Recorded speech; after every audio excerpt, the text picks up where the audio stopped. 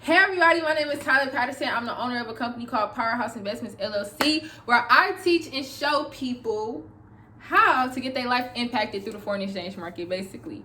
And so today, what we're going to be doing is going over pending orders. Now, I feel like I already made a YouTube video about pending orders before, and as promised, it's Tuesday. It's Tuesday right now. It's like 7:30 at night. This video is gonna be uploaded today, so every Tuesday, y'all should at least get a video. Then I'm gonna work on Tuesdays and Thursdays. Then I'm gonna work on like even more content because I know y'all be mad when I don't make content, right? But like I said, this video is about pending orders. Shout out to my mentee because they asked me the other day. They was like, what is a buy stop and a sell stop and a buy limit and a sell limit? And I was trying to explain it. I was like, it'll be better if I show you. And I went on my YouTube and I tried to find a video of the pending orders, and either I was lazy and I couldn't find it, or I just never made one. So that's why I'm basically making this video today, to tell y'all what pending orders are.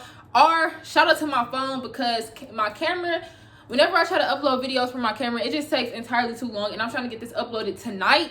So with that being said, I'm not have to wait on that all day, so I'm gonna just record on my phone for today. Sorry about the camera quality, right? So what is a pending order? A pending order in the foreign exchange market on your MetaTrader 4 app. So if you have the iPhone app, not too good with technology, so I would put like a sidebar, like with a little screen inside the screen, but I'm just trying to explain it the best way I can. A pending order is basically if you're on your MetaTrader 4, you're trying to enter a trade. So this is after you press the trade button. At the top, it will normally start off with market execution. If you click it, you'll see buy limit, sell limit, buy stop, sell stop, right? And what a pending order is, so first, what is market execution?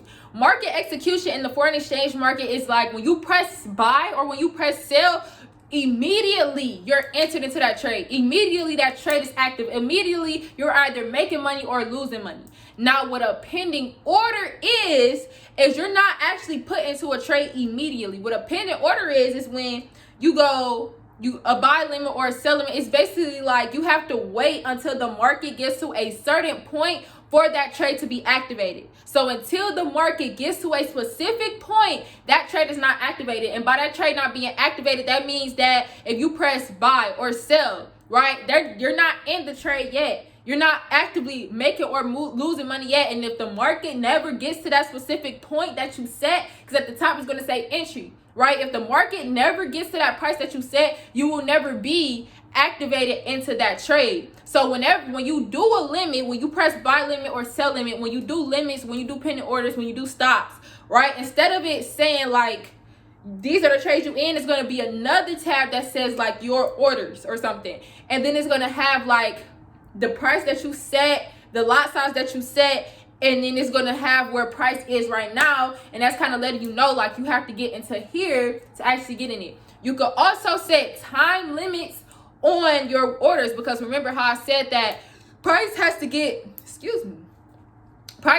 to a certain point before you can actually be activated into that trade when you do a pending order. So let's just say like a week goes by and then you never get activated into that trade. You was basically setting that for how the market was looking when you set the order. Let's say in a week from now the market is looking entirely different, and if price hits that point, you might be like, I don't really want to get in the trade no more. You can set a timer, so it's like, okay, after a week, if the market still hasn't gotten to this specific point, just delete the whole trade so that you don't accidentally be activated into trades that you don't want to be in because you forgot that you even set the limit in the first place, right? So a buy limit, right? A buy limit is basically, right? So when you set a buy limit, you're basically setting it under where current price is. So the whole idea of a buy limit is that the market is here. You're basically planning on the market either, retesting, or you're looking for a better entry. So the market is here. You're saying, okay, I believe that the market is going to come down, right? It's going to come down to a lower point, and once it gets into that point, I want a sniper entry, put me in that trade so I can ride it all the way back up, versus getting in right here, right? If you would have market executions right here, you wouldn't have made as much money as if you get in the limit. And sometimes you might not be always looking at your phone to be able to do a market execution on that sniper entry. So now if you put that buy limit in, you're able to secure your entry point and you don't have to look at your phone. You can already know that if price ever gets to that point, you're going to be inside the trade. Sell limits, right? Sell limits are the same thing, but just reverse, right?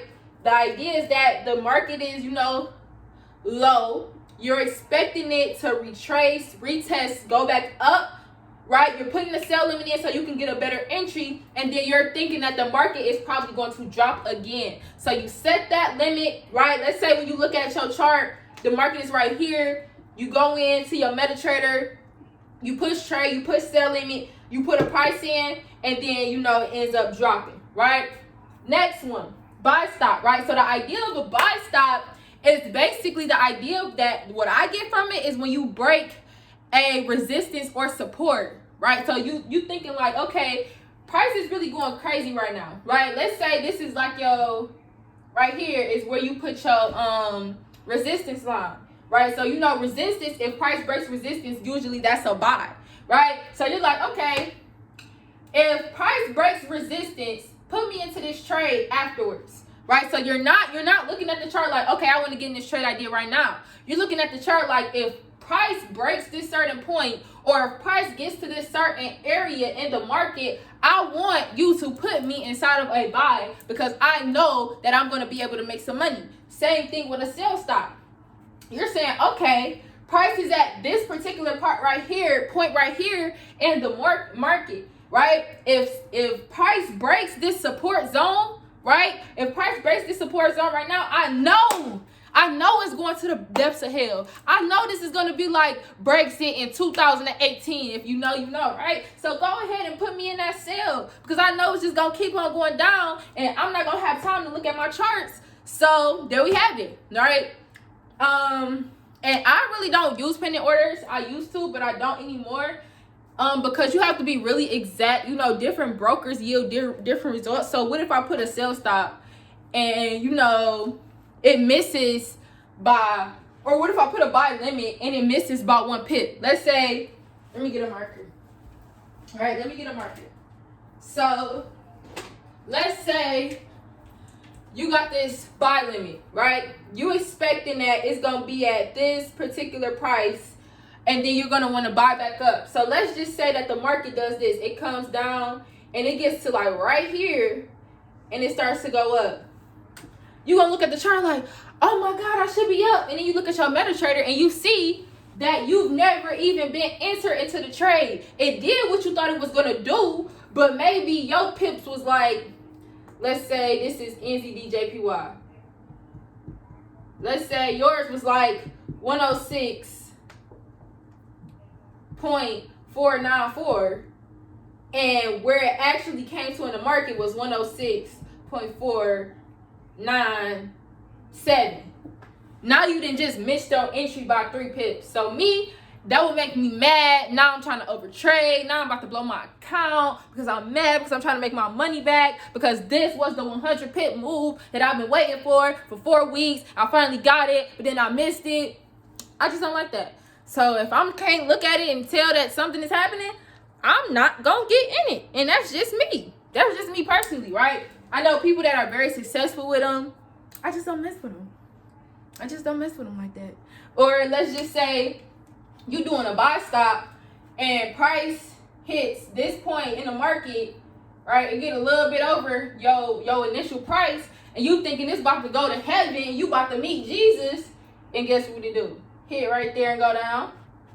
So now you ain't just gotten the sell stop because it went a little bit above and it do the exact opposite of what you think it's going to do because price, you thinking it's about to break a certain point, but price then came over here, came up, did a whole little retest, and this how the candle closed.